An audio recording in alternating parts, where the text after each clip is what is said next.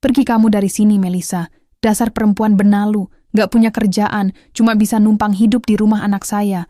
Rumah mewah ini terlalu suci buat pengangguran kayak kamu. Mereka mengira, setelah berhenti bekerja, Melissa hanyalah wanita lemah yang bisa dibuang begitu saja. Tapi mantan mertua dan suaminya ini tidak pernah tahu siapa sebenarnya pemilik sah rumah mewah itu, dan siapa bos besar di tempat kerja mereka. Bagaimana cara Melissa memberikan skakmat total dan membuat mertua serakah itu mengemis di jalanan? Tonton kisah selengkapnya sampai habis, dan pastikan Anda klik tombol subscribe agar tidak ketinggalan drama yang menguras emosi ini. Namaku Melissa. Selama 5 tahun terakhir, hidupku dihabiskan dalam pacuan adrenalin korporat. Sebagai seorang manajer pemasaran senior di salah satu perusahaan konsorsium terbesar di Jakarta, duniaku adalah tentang target, rapat larut malam, dan presentasi di depan para investor. Aku terbiasa memegang kendali. Namun, di balik setelan blazer rapi dan senyum profesional yang selalu kupasang, ada satu sudut di hatiku yang terasa kosong dan rapuh. Pernikahanku dengan Rian sudah berjalan 3 tahun, dan hingga detik ini, ruang bayi di rumah kami masih tetap sunyi. Dokter spesialis kesuburan yang terakhir kukunjungi menarik napas panjang sebelum memberikan vonisnya. Ibu Melissa, tubuh Anda terlalu lelah. Stres tingkat tinggi dan jam kerja yang tidak beraturan ini membuat program kehamilan Anda selalu gagal. Jika Anda benar-benar menginginkan seorang anak, Anda harus memilih karier Anda atau calon bayi Anda. Malam itu, di ruang kerjaku yang sepi, aku menatap lembaran kertas putih di atas meja. Surat pengunduran diri. Meninggalkan posisi yang kubangun dengan darah dan air mata tentu bukan hal mudah. Namun, demi Rian, demi impian kami untuk menimang buah hati, aku memantapkan hati. Aku rela melepaskan mahkotaku di dunia kerja. Toh, aku tidak benar-benar kehilangan segalanya. Selama bertahun-tahun, aku diam-diam berinvestasi dalam portofolio saham dan properti yang dikelola oleh asisten pribadinya. Finansialku lebih dari sekadar aman. Royalti pasifku bahkan jauh melampaui gaji bulananku sebagai manajer. Aku hanya ingin menjadi istri yang fokus di rumah untuk sementara waktu. Aku pulang dengan perasaan campur aduk, namun ada secercah harapan yang membuncah di dada. Aku membayangkan bagaimana hangatnya sambutan Rian saat tahu aku mengambil keputusan besar ini demi masa depan keluarga kecil kami. Namun, realitas menamparku begitu aku melangkah melewati pintu jati rumah mewah ini. Rumah megah 2 lantai bergaya modern minimalis di kawasan elit ini adalah hasil jerih payahku sendiri, yang kubeli atas namaku jauh sebelum aku mengenal Rian. Namun malam ini, atmosfer di dalamnya terasa begitu mencekam. Di ruang tengah, suamiku, Rian, duduk di sofa bersama ibunya, Ibu Sarah. Ibu mertuaku itu langsung menatapku dengan pandangan menyelidik yang teramat dingin begitu mendengar langkah kakiku. Baru pulang, Melissa. Jam berapa ini? Suami sudah pulang dari tadi, tapi istrinya malah keluyuran gak jelas. Sindir Ibu Sarah. Nadanya ketus, lurus menusuk ulu hati. Aku menarik napas dalam-dalam, mencoba mengulas senyum terbaikku.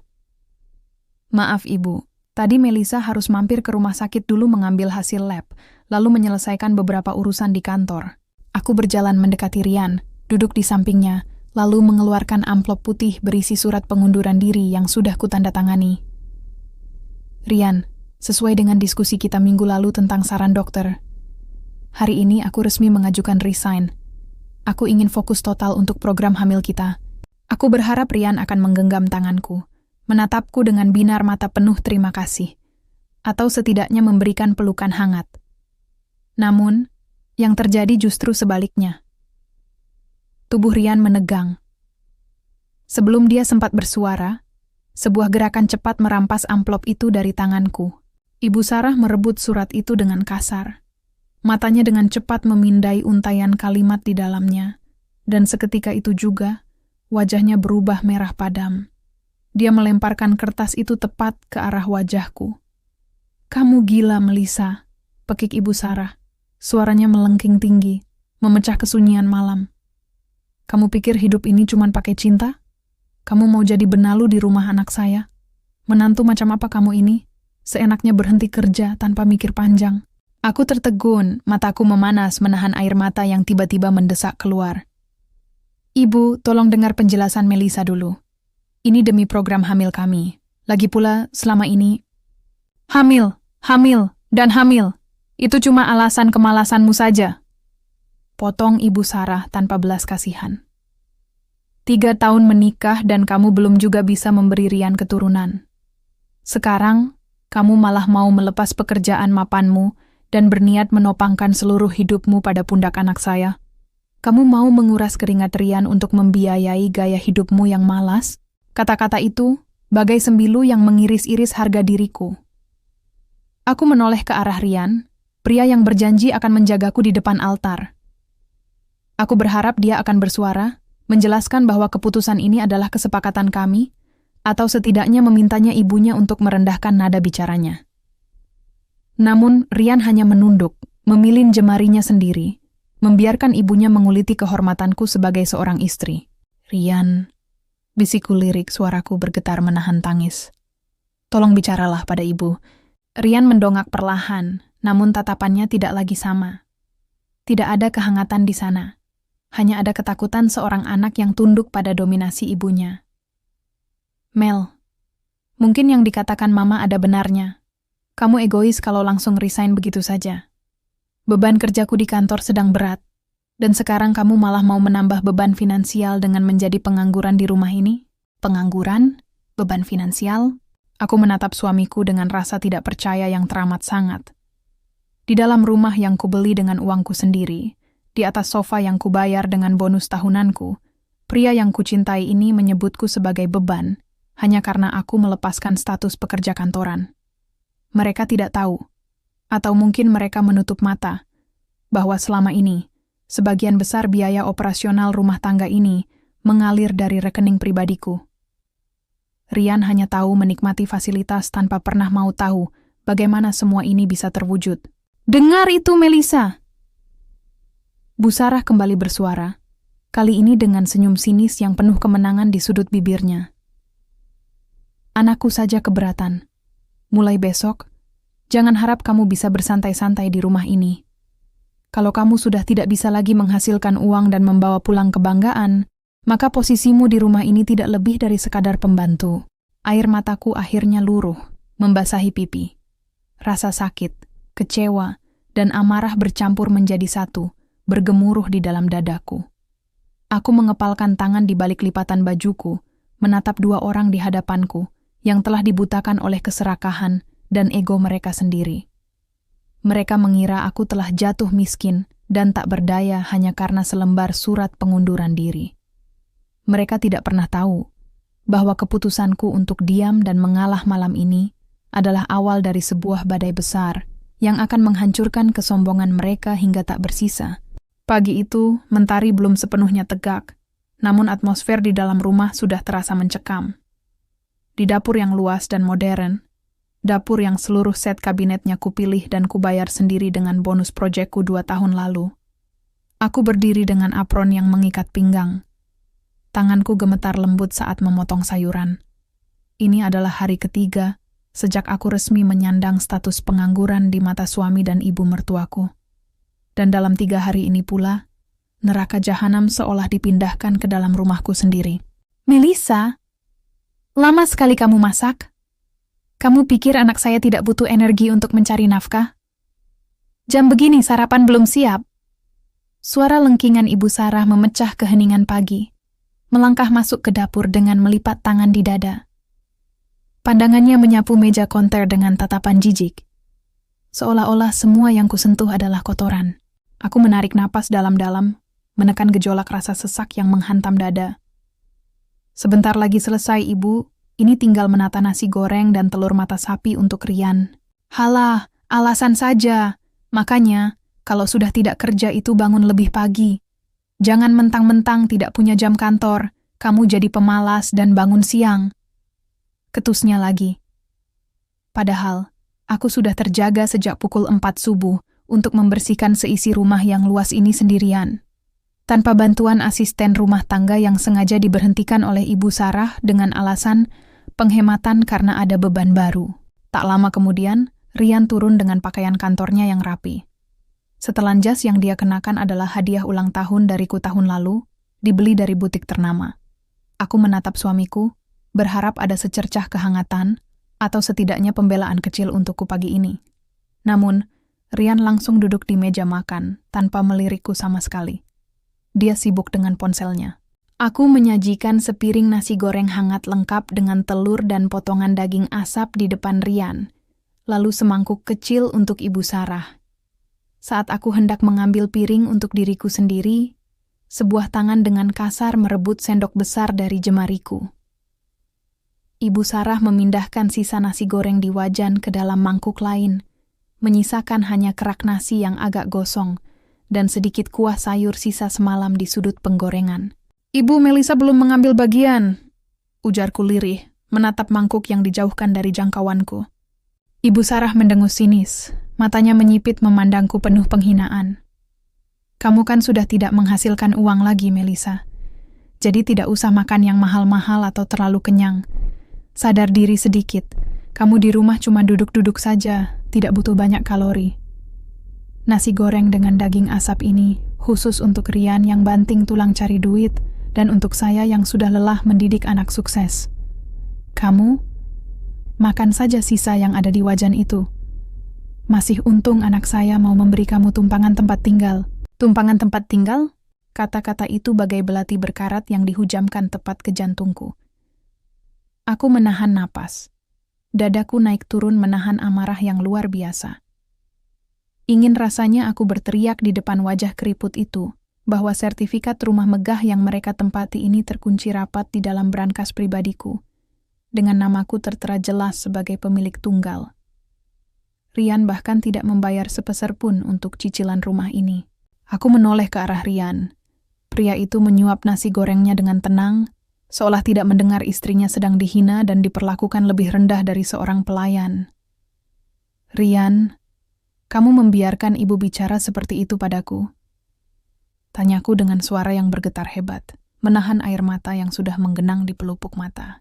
Rian menghentikan kunyahannya sejenak, mengembuskan napas panjang dengan raut wajah yang tampak sangat terganggu. Dia meletakkan sendoknya dengan denting yang cukup keras di atas piring. "Mel, sudahlah. Jangan kekanak-kanakan. Apa yang dibilang Mama ada benarnya. Kamu harus tahu diri sekarang.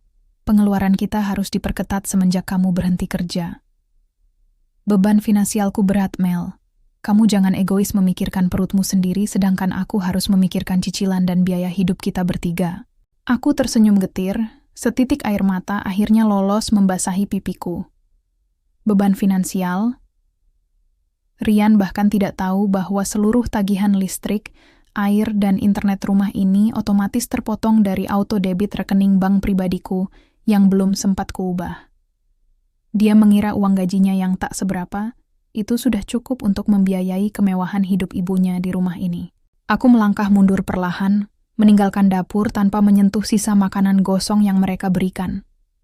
Rasa lapar yang tadinya melilit perutku hilang seketika, digantikan oleh rasa mual akibat tabiat menjijikkan dari orang-orang yang pernah kuanggap sebagai keluarga.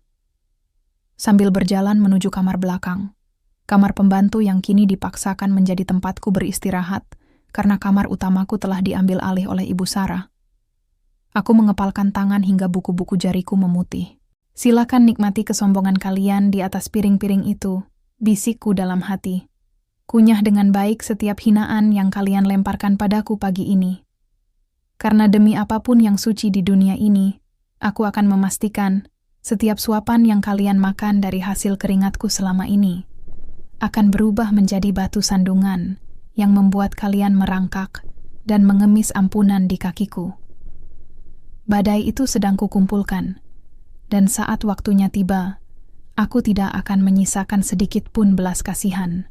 Rasa gurih daging asap yang tidak sempat kukecap 2 hari lalu, rupanya belum cukup memuaskan keserakahan manusia-manusia di rumah ini. Bagiku, rumah ini bukan lagi tempat bernaung, melainkan sebuah sangkar besi yang semakin hari semakin mempersempit ruang napasku. Namun, aku memilih bertahan. Bukan karena aku lemah atau terlalu mencintai Rian, melainkan karena aku sedang menunggu semua bom waktu yang kutanam mencapai detik terakhirnya. Sore itu, aku baru saja selesai menyetrika tumpukan baju kerja Rian dan gaun-gaun sutra milik Ibu Sarah. Badanku terasa remuk. Saat aku duduk di tepi kasur tipis di kamar belakang untuk meluruskan punggung, pintu kamarku digebrak dari luar. Tanpa mengetuk, Ibu Sarah melangkah masuk dengan berkacak pinggang, diikuti oleh Rian yang berjalan di belakangnya dengan wajah tanpa beban. "Melisa, bagus ya. Jam segini malah enak-enakan santai." Bentak Ibu Sarah, matanya menyapu kamar kecil itu dengan pandangan merendahkan. Aku berdiri perlahan, mencoba menjaga suaraku tetap tenang. "Ada apa, Ibu? Semua setrikaan dan pekerjaan rumah sudah Melisa selesaikan." Ibu Sarah tidak menjawab pertanyaanku. Dia justru melemparkan sebuah brosur cetak tebal ke atas kasurku. Aku melirik brosur itu, sebuah gambar mobil SUV keluaran terbaru dan selebaran dari kontraktor renovasi rumah. Bulan depan, sepupunya Rian mau menikah, dan saya mau rumah ini direnovasi sedikit di bagian fasad depan agar terlihat lebih megah saat keluarga besar datang. Selain itu, mobil Rian yang sekarang sudah kekecilan dan kelihatan murah. Mama mau Rian ganti mobil itu dengan SUV yang ada di brosur, ujar Ibu Sarah dengan nada memerintah, seolah dia sedang berbicara kepada bankir pribadinya. Aku mengernyitkan dahi, benar-benar tidak habis pikir. "Maaf, Ibu, tapi bukankah biaya renovasi bagian depan rumah dan beli mobil baru itu membutuhkan uang ratusan juta? Uang dari mana?"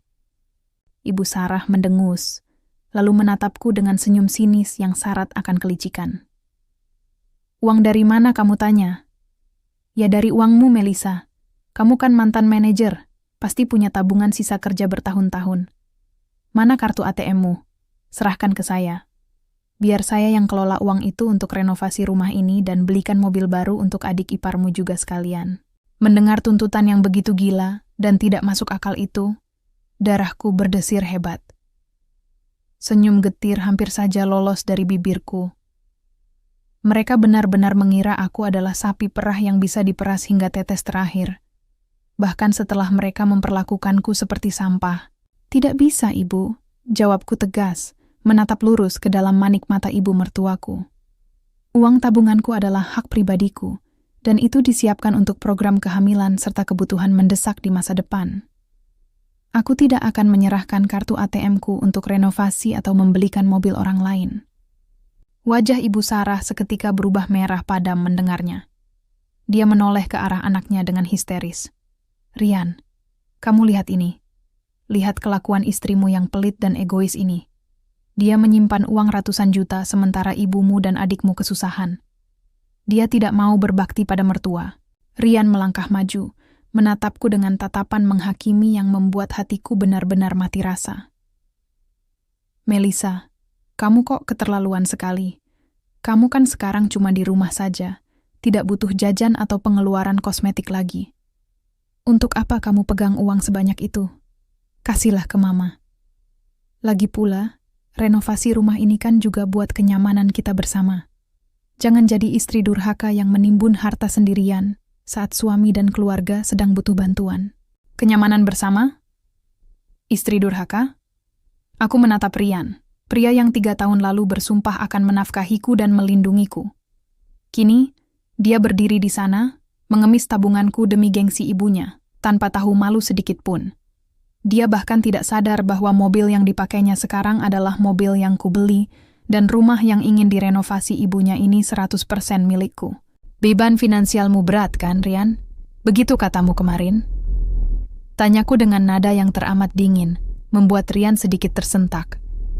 "Kalau bebanmu berat, kenapa kamu justru menuruti keinginan ibumu untuk membeli mobil baru dan merenovasi rumah yang bahkan bukan atas namamu?" "Kurang ajar! Kamu berani menggurui anak saya?" teriak Ibu Sarah, maju 1 langkah sambil menunjuk wajahku. "Rian itu kepala keluarga, hak dia untuk mengaturmu. Kalau kamu tidak mau menyerahkan uang itu, jangan salahkan kami. Kalau posisi kamu di rumah ini digantikan oleh wanita lain yang lebih tahu cara berbakti." Rian tidak membantah ucapan ibunya. Dia justru memalingkan muka, mengiyakan ancaman kejam itu secara tidak langsung.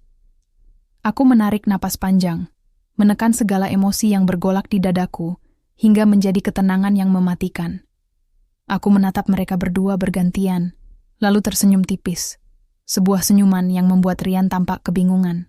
"Baiklah kalau itu mau kalian," ucapku pelan namun tajam. Mereka mengira penolakanku adalah tanda kelemahan, dan mereka mengira ancaman itu berhasil membuatku takut. Mereka tidak tahu bahwa di dalam kepalaku, aku baru saja mempercepat garis waktu pembalasanku. Aku tidak akan mengeluarkan sepeser pun uang dari ATM-ku untuk mereka. Sebaliknya, aku akan memastikan bahwa besok, badai pertama akan menghantam rekening, pekerjaan, dan seluruh harga diri mereka hingga luluh lantak. Jika ada puncak dari segala bentuk penghinaan dalam sebuah pernikahan, maka hari ini aku telah dipaksa untuk mendudukinya. Ancaman Ibu Sarah 2 hari lalu rupanya bukan sekadar gertakan kosong untuk menakutiku agar menyerahkan kartu ATM. Wanita tua itu benar-benar berniat menepati ucapannya, membawa sebutir kerikil yang dia kira berlian untuk menggantikan posisiku di rumah ini. Sore itu, aroma wewangian parfum berharga murah, namun menyengat langsung menusuk hidungku begitu aku melangkah keluar dari dapur membawa nampan berisi teh hangat. Di ruang tamu bergaya modern yang seluruh interiornya dirancang oleh arsitek pilihanku, Ibu Sarah sedang duduk di sofa dengan tawa yang dibuat-buat, terdengar sangat renyah dan dipaksakan. Di sampingnya, duduk seorang wanita muda dengan riasan tebal, mengenakan pakaian kerja yang ketat, dan menjinjing tas bermerek tiruan yang sangat kentara di mataku yang terbiasa dengan barang-barang mewah. Pembantunya sudah datang. Taruh saja tehnya di situ, Melisa," ucap Ibu Sarah tanpa memandangku. Nadanya sengaja dikeraskan, seolah ingin memamerkan posisiku yang rendah di hadapan tamu agungnya. Aku meletakkan cangkir-cangkir teh itu dengan tenang di atas meja kaca. Sama sekali tidak ada guratan amarah di wajahku. Aku justru menatap wanita di depan Ibu Sarah dengan pandangan menilai. "Melisa, perkenalkan, ini Siska." Ibu Sarah menepuk-nepuk tangan wanita itu dengan sayang, gestur yang tidak pernah sekalipun dia lakukan kepadaku selama 3 tahun aku menjadi menantunya. Siska ini adalah manajer keuangan di sebuah perusahaan swasta. Masih muda, cantik, mandiri, dan yang paling penting, dia wanita karier sukses yang menghasilkan banyak uang. Gak kayak kamu yang cuma bisa numpang hidup dan jadi beban di rumah ini. Siska melirikku dari ujung rambut hingga ujung kaki, lalu mengulas senyum sinis yang syarat akan kemenangan. "Oh, ini Kak Melisa yang ceritanya sudah berhenti kerja itu ya, Tante?" "Sayang banget ya, padahal zaman sekarang, wanita itu harus punya penghasilan sendiri biar gak bikin susah suami." Aku tidak membalas sindiran itu. Aku hanya tersenyum tipis, menyimpan semua energi amarahku untuk ledakan yang sesungguhnya nanti. Tepat pada saat itu, pintu depan terbuka. Rian melangkah masuk dengan gontai, wajahnya tampak lelah khas pekerja kantoran yang tertekan beban target. Namun, begitu matanya menangkap sosok Siska yang duduk di ruang tamunya, ekspresi wajah Rian langsung berubah drastis. Matanya berbinar, dan senyum manis segera merekah di bibirnya. "Rian, sini nak, lihat siapa yang datang," panggil Ibu Sarah dengan heboh. Rian berjalan mendekat, mengabaikan keberadaanku yang berdiri di sudut ruangan, seolah aku hanyalah seonggok pajangan tak berharga. Dia duduk di samping ibunya, tepat berhadapan dengan Siska. Dalam waktu singkat, ketiganya larut dalam obrolan hangat. Ibu Sarah berulang kali melempar kode, menjodohkan Rian dengan Siska secara terang-terangan di depan mataku, istri sahnya. Siska ini suka sekali memasak, Rian. Dia juga tipe wanita yang berbakti pada orang tua. Kalau punya istri seperti Siska, hidupmu pasti akan jauh lebih terjamin dan terhormat. Tidak perlu pusing memikirkan beban pengangguran, sindir Ibu Sarah lagi. Matanya melirik tajam ke arahku. Rian tampak tersipu, matanya tak lepas dari wajah Siska. "Iya, Ma. Rian juga rasa wanita karier yang pintar menata masa depan seperti Siska ini memang idaman semua laki-laki." Mendengar ucapan suamiku sendiri, dadaku terasa seperti dihantam godam besar. Sakit, perih, dan terhina.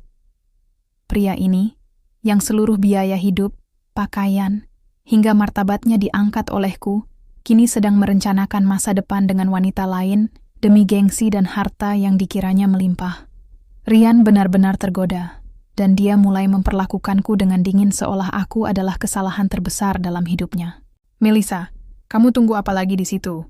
Cepat kembali ke belakang. Bersihkan dapur. Mengganggu pemandangan saja. Usir Ibu Sarah dengan ketus. Siska menutup mulutnya, terkekeh geli melihatku diusir seperti pelayan. Aku menatap Rian untuk terakhir kalinya malam itu, berharap ada secercah rasa bersalah atau sisa-sisa cinta di matanya. Namun, Rian justru memalingkan muka, pura-pura sibuk tertawa mendengar candaan Siska. Aku berbalik dan melangkah perlahan menuju kamar belakang. Di dalam kegelapan kamar kecil itu, aku mengembuskan napas panjang. Air mataku tidak menetes lagi. Rasa sakit ini telah mengkristal menjadi tekad yang dingin dan mematikan. Nikmatilah fata morgana yang kalian ciptakan malam ini. Rian, Ibu Sarah, bisikku dalam hati, sambil menatap layar ponselku yang menampilkan pesan dari asisten pribadiku mengenai pengesahan akuisisi perusahaan Rian. Kalian mengira Siska adalah penyelamat finansial kalian, dan kalian mengira aku adalah wanita malang yang bisa kalian campakkan. Bersiaplah, karena besok aku sendiri yang akan membuka topeng kemiskinan yang kalian sematkan padaku dan meruntuhkan istana ilusi kalian hingga rata dengan tanah. Langit sore itu seolah tahu betapa pekatnya badai yang sedang bergulung di dalam dadaku. Awan hitam pekat berarak rendah, menutupi Jakarta dengan hawa dingin yang menusuk tulang. Aku baru saja turun dari taksi daring setelah menempuh perjalanan dari rumah sakit. Di dalam tas jinjingku, ada sebuah hasil lab dan vitamin dari dokter spesialis kesuburan. Dokter bilang, kondisi fisikku membaik secara drastis sejak aku berhenti bekerja. Stres korporatku berkurang. Namun, ironisnya, stres itu kini digantikan oleh racun yang ditaburkan oleh suami dan ibu mertuaku sendiri setiap detiknya. Langkah kakiku terhenti tepat di depan pagar rumah. Mataku terbelalak melihat pemandangan di halaman depan. Di atas rumput hijau yang basah terkena rintik hujan yang mulai turun, bergelimpangan 3 buah koper besar milikku. Tidak hanya itu, beberapa helai pakaian, sepatu, dan buku-buku pribadiku berserakan begitu saja di atas tanah, mulai basah kuyup terkena air. Pintu jati rumah mewah itu terbuka lebar. Di ambang pintu, berdiri Ibu Sarah dengan tangan bersedekap dan dagu terangkat tinggi, ditemani oleh Rian yang berdiri di belakangnya dengan wajah dingin tanpa ekspresi. "Ibu, Rian, apa-apaan ini?" Suaraku bergetar, setengah berteriak di antara gemuruh angin sore. Aku berlari kecil, mencoba memunguti beberapa pakaianku yang mulai kotor terkena cipratan tanah. "Jangan panggil saya ibu lagi, Melissa. Saya tidak sudi punya menantu pengangguran dan mandul seperti kamu."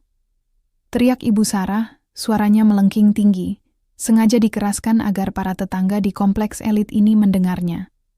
Dia melangkah turun ke teras, menatapku dengan pandangan paling menjijikan yang pernah kulihat. "Hari ini, hubungan kamu dengan Rian selesai. Angkat semua sampah-sampahmu ini dan pergi dari rumah anak saya. Rumah megah ini terlalu mewah untuk ditempati oleh perempuan parasit yang cuma bisa numpang hidup." Lanjut Bu Sarah tanpa belas kasihan. Darahku berdesir hebat. Rasa hangat menjalar ke seluruh wajahku, bukan karena malu, melainkan karena amarah yang luar biasa, yang selama ini kutahan kini telah mencapai batas tertingginya. Aku menatap baju-bajuku yang basah, lalu mendongak menatap Rian. "Rian, kamu diam saja melihat ibumu melakukan ini padaku? Aku ini istrimu, Rian. Aku keluar dari pekerjaanku juga, karena kesepakatan kita untuk program anak." Pekiku, air mata kemarahan mulai luruh membasahi pipi, bercampur dengan titik-titik air hujan. Rian melangkah maju 1 tapak, namun tatapannya teramat asing. Sedingin es. "Sudahlah, Melissa. Keputusan Mama sudah bulat, dan aku juga setuju. Pernikahan kita sudah tidak bisa dipertahankan lagi. Siska bisa memberikan apa yang tidak bisa kamu berikan sekarang. Masa depan finansial yang mapan dan kehormatan keluarga. Kamu sekarang cuma beban. Tolong sadar diri dan pergi baik-baik. Jangan bikin malu dengan membuat keributan di sini." "Bikin malu? Beban? Numpang hidup di rumah anak saya?" Kata-kata mereka bergaung di kepalaku, memicu sebuah tawa getir yang tiba-tiba keluar dari bibirku. Aku berhenti memunguti pakaianku. Aku berdiri tegak, menghapus air mata di pipiku dengan kasar. Kutatap lekat-lekat wajah suamiku yang penakut dan ibu mertuaku yang serakah. Mereka benar-benar mengira bahwa kilau kemewahan di rumah ini adalah milik Rian. Mereka benar-benar buta oleh kesombongan, sampai lupa mencari tahu siapa yang memegang kendali atas pondasi tempat mereka berdiri. "Kalian mengusirku? Dari rumah ini?" Tanyaku dengan nada yang tiba-tiba berubah datar, sangat tenang, namun terselip kepedihan sekaligus ancaman yang mematikan di dalamnya. "Iya, kurang jelas? Pergi kamu sekarang juga. Rian akan segera mengurus perceraian kalian, dan minggu depan Siska akan pindah ke sini untuk menggantikan posisi kamu." Bentak Bu Sarah lagi, lalu dia menarik tangan Rian mundur ke dalam rumah. Brak! Pintu depan dibanting dengan keras tepat di hadapanku, mengunci diri mereka di dalam kehangatan rumah yang kubeli dengan darah dan air mataku, dan membiarkanku berdiri sendirian di bawah guyuran hujan deras yang kini tumpah sepenuhnya dari langit. Aku berdiri mematung di halaman rumah yang basah.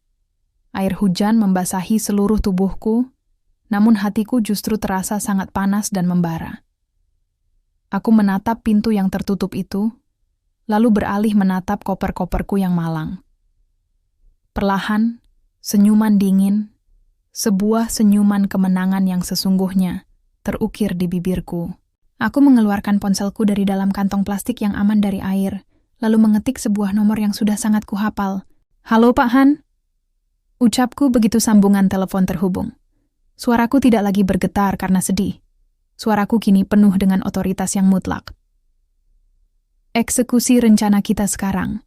Kirimkan somasi pengosongan rumah atas namaku ke alamat ini besok pagi. Dan tolong hubungi pihak konsorsium, katakan pada mereka, jalankan proses pemecatan tidak hormat untuk Rian tanpa pesangon." Aku menutup telepon, lalu menyeret koperku yang basah menuju mobil taksi daring yang sengaja kupesan kembali. Sambil masuk ke dalam mobil, aku menoleh ke arah jendela lantai 2 rumah itu, di mana aku bisa melihat bayangan Ibu Sarah dan Rian yang mungkin sedang merayakan kemenangan mereka. "Kalian yang memilih jalan ini, Rian, Ibu Sarah," bisikku dalam hati dengan kejam. "Kalian membuangku seperti sampah di bawah hujan hari ini. Maka aku pastikan, besok aku akan datang sebagai badai yang akan menyapu bersih semua kenyamanan, pekerjaan, dan kesombongan yang kalian agung-agungkan hingga kalian merangkak di jalanan." Badai itu telah tiba. Malam itu, gemercik air hujan yang menghantam kaca jendela besar kamar penthouse suite di Hotel Grand Hyatt Jakarta tidak lagi terdengar sebagai simfoni kesedihan di telingaku. Kamar mewah dengan pemandangan lampu-lampu kota yang berkilauan ini adalah salah satu aset tersembunyi yang kumiliki. Tempat yang jauh lebih layak untukku daripada kamar belakang yang pengap di rumah masa laluku. Aku berdiri di depan cermin besar, mengenakan jubah mandi sutra putih. Rambutku yang basah akibat guyuran hujan tadi sore kini sudah kering dan tertata rapi. Tidak ada lagi Melisa yang kusam, lelah, dan menunduk pasrah di depan meja makan. Di dalam cermin itu, aku melihat kembali diriku yang dulu. Seorang wanita tangguh, cerdas, dan memegang kendali penuh atas takdirnya sendiri. Pintu kamar diketuk perlahan. Aku melangkah membuka pintu dan menyambut Pak Han, pengacara pribadiku, beserta Sekar, asisten keuangan yang telah mengelola portofolio investasiku selama bertahun-tahun. Mereka masuk membawa beberapa map tebal bersampul kulit hitam. "Selamat malam, Ibu Melisa," sapa Pak Han dengan sangat hormat, membungkuk kecil sebelum duduk di sofa kulit. "Semua berkas yang Anda minta sudah siap. Kami juga membawa kabar baik mengenai investasi saham gabungan Anda." Sekar membuka salah satu map dan menyerahkan sebuah lembar ringkasan rekening koran kepadaku. "Ibu Melisa, per hari ini, sisa dana likuid dan keuntungan investasi jangka pendek yang baru saja cair dari konsorsium bernilai tepat 5.470.000 tempo. Semua dana sudah masuk ke rekening utama Anda. Selain itu, sertifikat asli rumah di kawasan elit yang kemarin Anda tinggali sudah kami pastikan aman di dalam safe deposit box bank." Aku menerima lembaran itu, menatap angka-angka miliaran yang tertera di sana dengan senyum dingin. Uang sebanyak ini, kekayaan sebesar ini, adalah hasil keringatku sendiri. Dan manusia-manusia serakah di rumah itu berani menyebutku sebagai beban finansial, hanya karena aku melepaskan gaji bulanan demi sebuah impian yang kini telah mereka hancurkan berkeping-keping. Bagaimana dengan status kepemilikan perusahaan tempat Rian bekerja, Sekar? Tanyaku, nadanya datar namun syarat akan penekanan. Sekar tersenyum, ada binar kepuasan di matanya. Proses akuisisi oleh holding company keluarga besar Anda sudah selesai 100% sejak akhir minggu lalu, Ibu. Saat ini, Anda tercatat sebagai pemegang saham pengendali terbesar di sana. Secara hukum, Anda adalah pemilik tidak langsung dari perusahaan tempat suami Anda mencari nafkah. Aku mengangguk perlahan, merasakan debaran kepuasan yang mulai menjalar di dadaku.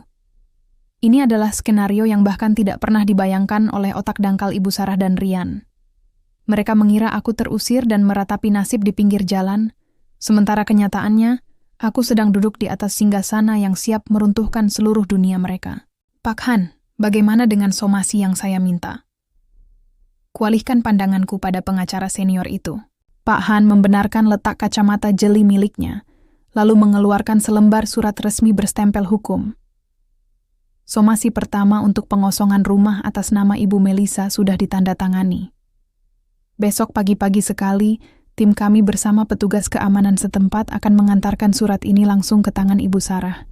Kita memberikan mereka waktu yang sangat singkat untuk angkat kaki sebelum jalur hukum pidana atas penguasaan aset tanpa izin kita berlakukan. Bagus, jawabku pendek. Pastikan besok tidak ada satupun barang berharga yang kubeli di rumah itu yang bisa mereka bawa keluar. Rumah itu harus kosong dari keberadaan mereka, tapi isinya harus tetap utuh sebagai hak milikku. Lalu, mengenai gugatan cerai, tanya Pak Han lagi. Siapkan berkasnya secara terpisah. Saya ingin Rian menerima surat pemecatan dan surat cerai di hari yang sama, agar dia tahu bagaimana rasanya kehilangan seluruh dunianya dalam satu kedipan mata, ujarku dingin. Setelah Pak Han dan Sekar pamit undur diri, aku berjalan mendekati jendela besar, menatap ke arah luar di mana malam semakin larut. Aku menggenggam segelas air putih, menatap refleksi diriku sendiri di kaca. Rasa sakit hati yang kurasakan saat baju-bajuku dilempar ke atas tanah yang becek tadi sore, kini telah menjelma menjadi energi yang membakar habis sisa-sisa belas kasihanku. Ibu Sarah ingin menantu yang kaya dan terhormat seperti Siska. Rian ingin istri yang tidak menjadi beban. Maka aku akan mengabulkan keinginan mereka. Aku akan membebaskan Rian dari beban hidup bersamaku, sekalian membebaskannya dari rumah, fasilitas, dan pekerjaan yang selama ini dia nikmati berkat diriku. Nikmatilah malam terakhir kalian, di atas kasur empukku, Rian, Ibu Sarah, bisikku pada kegelapan malam, dengan senyuman yang teramat kejam. Besok pagi, fajar akan menyingsing, dan bersamaan dengan itu, dinding-dinding istana palsu yang kalian banggakan akan mulai runtuh menjepit kalian tanpa ampun. Badai pembalasanku baru saja dimulai, dan aku tidak akan berhenti sampai mereka merangkak di bawah kakiku. Ada kepuasan yang aneh saat kita menyaksikan sebuah menara kartu yang sombong mulai goyang diterpa angin, bahkan sebelum kita menyentuhnya untuk meruntuhkannya sama sekali. Hari ini adalah hari kedua setelah pengusiran kejam itu. Aku masih berada di penthouse suiteku, menikmati secangkir kopi hitam tanpa gula yang terasa jauh lebih manis daripada hari-hari penuh tekanan di rumah itu. Di depanku, sebuah laptop menampilkan aliran data keuangan dan aktivitas rekening tambahan yang sengaja kubiarkan tetap aktif, namun dengan batas limit yang sudah kuubah menjadi 0. Ponselku yang tergeletak di atas meja kaca tiba-tiba bergetar hebat. Layarnya menyala, menampilkan nama yang sangat akrab. Rian. Aku sengaja membiarkannya berdering sampai 3 kali, sebelum akhirnya menggeser layar dan menempelkannya ke telinga tanpa mengucap sepatah kata pun. Melisa, kamu di mana sih? Suara Rian terdengar sangat panik. Napasnya memburu, menghilangkan seluruh nada dingin dan sombong yang dia pamerkan di bawah guyuran hujan 2 hari lalu. Kenapa semua kartu kreditku tidak bisa digunakan? Aku sedang di restoran mewah bersama Mama dan Siska. Tapi saat mau bayar, kasirnya bilang semua kartuku ditolak karena diblokir. Kamu sengaja ya? Aku menarik napas perlahan, menikmati setiap ketukan kepanikan dalam suaranya. Oh, benarkah? Tentu saja diblokir, Rian. Kartu-kartu itu kan kartu tambahan yang terhubung langsung dengan rekening utama atas namaku. Karena kita sudah tidak bersama, untuk apa aku membiarkan orang asing menguras uangku? Melissa, jangan gila kamu. Pekik Rian, suaranya naik 1 oktav, terdengar desisan Ibu Sarah di latar belakang, yang tampaknya sedang memaki-maki pihak restoran karena merasa dipermalukan. Aku ini suamimu. Hakku menggunakan fasilitas itu. Gara-gara kamu, kami harus menahan malu di depan Siska dan semua pengunjung restoran. Siska sampai pergi meninggalkan kami karena mengira aku tidak punya uang. Aku terkekeh geli, sebuah tawa dingin yang membuat Rian terdiam di seberang sana. Bukankah Siska itu wanita karier sukses yang kaya raya seperti yang ibumu banggakan? Kenapa dia tidak membayar tagihan makan kalian saja? Mengapa kalian harus panik hanya karena selembar kartu dari seorang pengangguran sepertiku? Kamu... Rian kehilangan kata-kata. Napasnya terdengar tersengal-sengal karena amarah dan rasa malu yang tertahan. Sebelum dia sempat memaki lebih jauh, aku langsung memutuskan sambungan telepon. Kepanikan mereka baru saja dimulai. Melalui aplikasi pemantau CCTV rumah yang masih terhubung dengan ponselku, aku bisa melihat suasana di dalam rumah mewah itu beberapa jam kemudian. Ibu Sarah berjalan mondar-mandir di ruang tengah dengan wajah kusut dan frustrasi. Tidak ada lagi pelayan yang membersihkan rumah atau memasak makanan mewah untuk mereka, karena semua pekerja sudah kubayar pesangonnya, dan kuperintahkan untuk pulang sejak kemarin. Rumah megah itu kini tampak berantakan. Cucian piring menumpuk di dapur, debu mulai terlihat di lantai jati, dan Ibu Sarah tampak kelelahan setelah mencoba membersihkan satu ruangan kecil saja. Di sofa, Rian duduk dengan kepala terbenam di kedua tangannya, dikelilingi oleh tumpukan surat tagihan listrik, air, dan internet bulanan, yang selama ini otomatis terpotong dari rekeningku, namun kini semuanya berstatus gagal bayar. Mereka mulai sadar, namun sayangnya mereka terlambat memahami satu hal. Selama 3 tahun ini, mereka tidak pernah mandiri. Mereka hanyalah benalu yang tumbuh subur di atas pohon rindang bernama Melissa. Dan sekarang, setelah pohon itu menarik diri, benalu-benalu itu mulai mengering dan kebingungan mencari sumber kehidupan. Aku menutup aplikasi CCTV itu dengan senyuman dingin. Siska, wanita yang digadang-gadang akan menjadi penyelamat dan menantu impian Ibu Sarah, rupanya langsung menunjukkan tabiat aslinya begitu mencium aroma kesulitan finansial. Dia menghilang. Enggan dikaitkan dengan pria yang mendadak tidak bisa membayar makan malam mewah. Rasa puas yang teramat sangat mengalir di dalam nadiku. Namun, ini barulah riak kecil dari badai yang sesungguhnya. Mereka mengira penderitaan terbesar mereka adalah memegang tagihan bulanan dan menahan malu di restoran. Mereka tidak pernah tahu bahwa besok pagi, ketukan di pintu depan rumah tidak akan lagi membawa kurir makanan atau brosur mobil baru, melainkan takdir kejam yang akan menyeret mereka keluar dari zona nyaman untuk selamanya. Nikmatilah malam penuh kebingungan ini, Rian, Ibu Sarah, bisikku sambil menutup laptop. Gelisahlah sesuka kalian, karena besok pagi, Fajar akan membawa skakmat pertama yang akan membuat kalian mengerti arti sesungguhnya dari kata kehilangan. Badai itu sudah berada tepat di atas kepala mereka, dan tidak akan ada tempat bagi mereka untuk bersembunyi. Fajar hari ketiga setelah pengusiranku pecah dengan ketegasan yang mutlak. Hari ini, aku tidak lagi mengenakan jubah mandi hotel atau blazer kerja yang biasa kugunakan untuk rapat korporat. Aku memilih setelan celana dan atasan sutra berwarna hitam pekat, dipadukan dengan mantel panjang berwarna putih gading. Penampilanku sangat kontras dengan sosok Melissa yang mereka buang di bawah guyuran hujan tempo hari. Hari ini, aku datang bukan untuk mengemis penjelasan, melainkan untuk mengambil kembali apa yang secara sah dan mutlak adalah milikku. Tepat pukul 9 pagi, sebuah mobil sedan mewah hitam yang kutumpangi berhenti di depan pagar rumah berlantai 2 itu. Di belakangku, 2 mobil minibus putih mengikutinya. Dari dalam mobil-mobil itu, turun Pak Han bersama 2 asisten hukumnya, didampingi oleh ketua RT setempat, perwakilan manajemen kompleks, serta 3 orang petugas kepolisian berseragam lengkap. Langkah kakiku terdengar tegas, mengetuk lantai marmer teras luar saat kami berjalan menuju pintu utama. Rumah ini terlihat begitu suram dari luar. Sampah dedaunan kering berserakan di halaman karena tidak ada lagi yang menyapunya. Tanpa ragu, salah satu petugas polisi mengetuk pintu jati besar itu dengan keras. Ketukan berwibawa yang langsung memutus kesunyian di dalam sana. Tok, tok, tok. Butuh waktu hampir 2 menit sampai pintu itu akhirnya terbuka perlahan.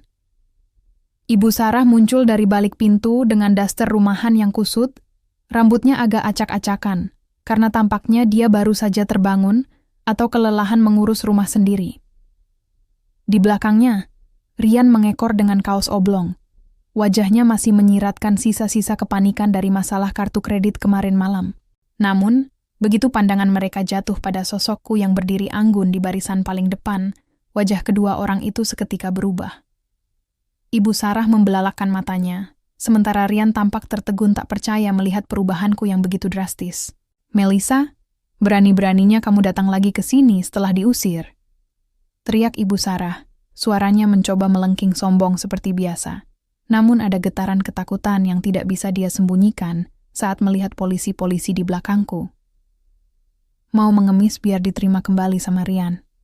"Nggak sudi saya. Dan siapa orang-orang ini? Kenapa kamu bawa polisi ke rumah anak saya?" Aku tidak membalas makian itu dengan emosi. Aku justru mengulas senyum tipis. Sebuah senyuman dingin yang membuat Rian mendadak merinding. Aku melirik Pak Han, memberi kode kecil dengan anggukan kepala. Pak Han melangkah maju 1 tapak, membuka sebuah map kulit hitam yang sejak tadi dipegangnya, lalu mengeluarkan selembar sertifikat tanah asli bersampul hijau, serta surat somasi pengosongan aset. "Selamat pagi, Ibu Sarah, Saudara Rian," ucap Pak Han dengan suara bariton yang menggema di teras rumah. "Perkenalkan, saya Hanung Prasetyo, kuasa hukum dari Ibu Melissa. Kami datang ke sini untuk menyampaikan somasi pengosongan rumah ini secara resmi. Berdasarkan sertifikat hak milik nomor 402 yang sah di mata hukum, rumah beserta tanah seluas 500 meter persegi ini adalah milik tunggal atas nama Ibu Melissa, yang dibeli jauh sebelum pernikahan dengan saudara Rian terjadi." "Apa? Nggak mungkin! Kamu bohong!" pekik Ibu Sarah. Wajah keriputnya mendadak pucat pasi bagai kertas tanpa darah. Dia merebut surat yang disodorkan Pak Han dengan tangan gemetar hebat. "Rian! Rian! Bilang sama mereka kalau ini rumahmu. Ini rumah anakku. Kamu yang bayar semua ini, kan?" Rian di belakang ibunya berdiri mematung. Wajahnya berganti dari pucat menjadi biru kelabu. Bibirnya bergetar, mencoba mengeluarkan suara, namun tidak ada satu kata pun yang sanggup lolos dari tenggorokannya. Dia tahu kebenarannya. Dia tahu bahwa selama ini dia hanya menumpang nama besar istrinya untuk terlihat kaya di depan ibunya sendiri. "Rian, kenapa kamu diam saja? Jawab Mama," teriak Ibu Sarah, mulai histeris sambil mengguncang-guncang lengan anaknya. Petugas kepolisian yang mendampingi kami melangkah maju, memberikan tekanan psikologis yang telak. "Ibu Sarah, Saudara Rian, berkas kepemilikan Ibu Melissa sudah kami verifikasi dan dinyatakan sah secara hukum mutlak. Anda berdua tidak memiliki hak legal apapun untuk menempati properti ini tanpa izin pemiliknya. Berdasarkan instruksi, Anda memiliki waktu tepat 1 jam dari sekarang untuk mengemas pakaian pribadi Anda dan segera angkat kaki dari sini." "1 jam? Kamu gila, Melissa!" Ibu Sarah berteriak histeris. Air matanya mulai keluar karena panik yang luar biasa.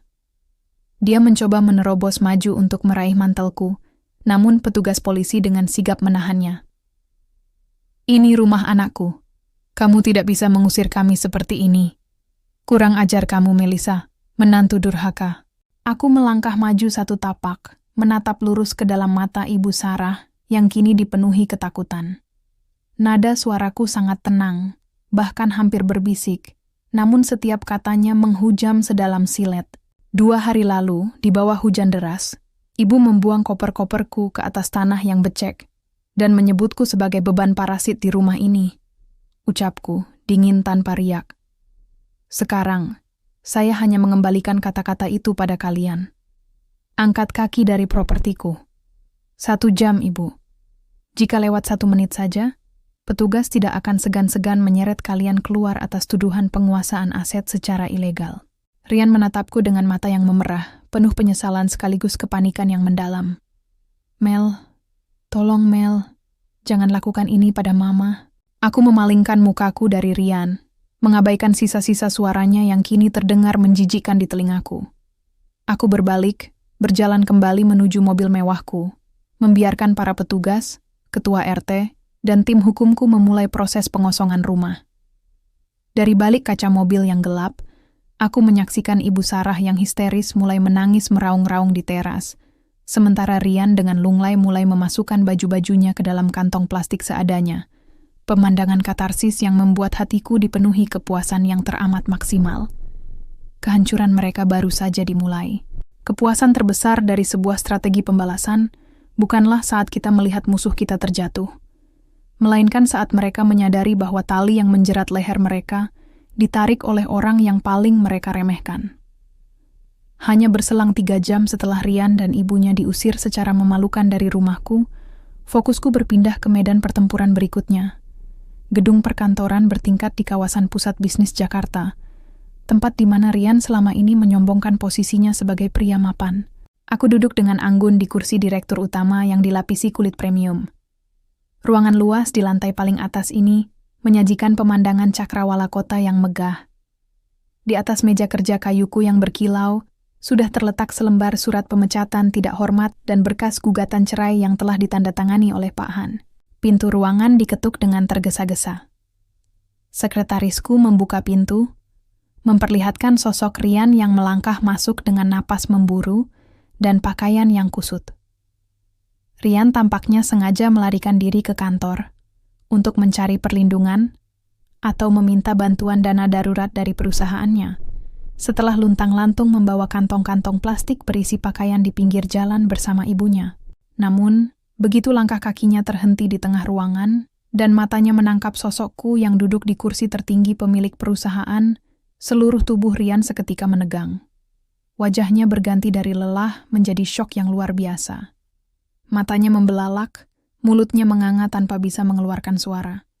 Melissa, kenapa? Kenapa kamu bisa ada di ruangan direktur utama? Suara Rian bergetar hebat. Lututnya tampak lemas, seolah fondasi dunianya baru saja runtuh seketika. Aku menyandarkan tubuhku ke sandaran kursi, menatapnya dengan pandangan dingin yang biasa kugunakan saat menghadapi kegagalan bisnis. Duduk Rian, ucapku, nada suaraku datar namun syarat akan otoritas yang mutlak. Rian melangkah maju dengan ragu, lalu duduk di kursi di hadapanku dengan tubuh yang gemetar. Mel, apa maksudnya semua ini? Tolong jangan bercanda. Aku sedang pusing sekali. Rumah kita disita, kartuku diblokir, dan Mama sekarang menangis di warung pinggir jalan. Rumah kita? Aku memotong ucapannya dengan kekehan sinis yang tajam. Sudah kubilang, itu rumahku. Dan mengenai keberadaanku di sini, perkenalkan Rian. Aku adalah perwakilan pemilik baru dari holding company yang baru saja mengakuisisi seluruh saham perusahaan tempatmu bekerja sejak minggu lalu. Secara hukum, akulah bos besarmu sekarang. Rian menggelengkan kepalanya dengan histeris. Air mata kepanikan mulai menggenang di pelupuk matanya. Nggak mungkin. Kamu kan sudah resign. Kamu pengangguran, Mel. Dari mana kamu punya uang untuk beli perusahaan ini? Aku melemparkan berkas tebal di atas meja tepat ke hadapannya.